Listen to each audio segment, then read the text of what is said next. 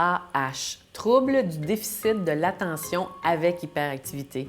C'est ça que ça veut dire. C'est un trouble neurodéveloppemental. Ça veut dire que le cerveau de ces enfants-là ne fonctionne pas de la même manière que le nôtre. Fonctionne très bien, mais différemment du nôtre.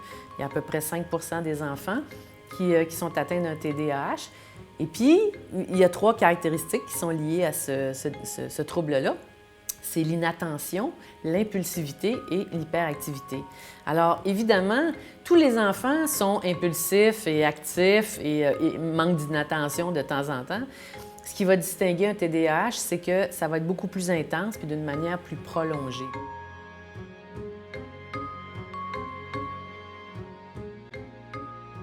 Leurs difficultés en particulier sont liées à l'organisation de l'information.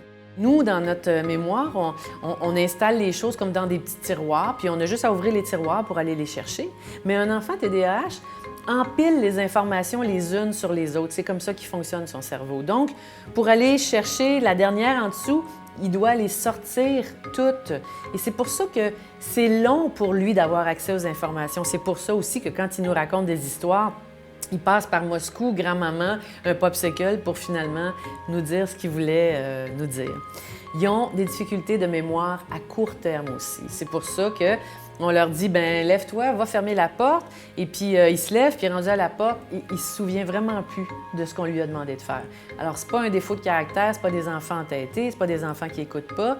Ils ont un problème de rétention de l'information à court terme.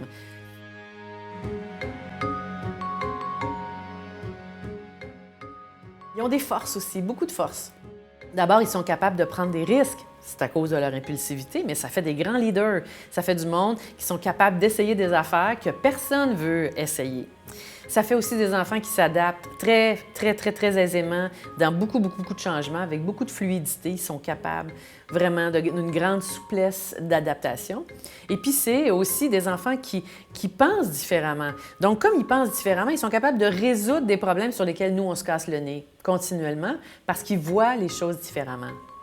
On va se rappeler que ce qu'on vient de se dire, ce sont simplement des caractéristiques qui pourraient nous donner des indices qu'il se passe peut-être quelque chose pour cet enfant-là. Il n'y a personne qui va poser de diagnostic avec ça.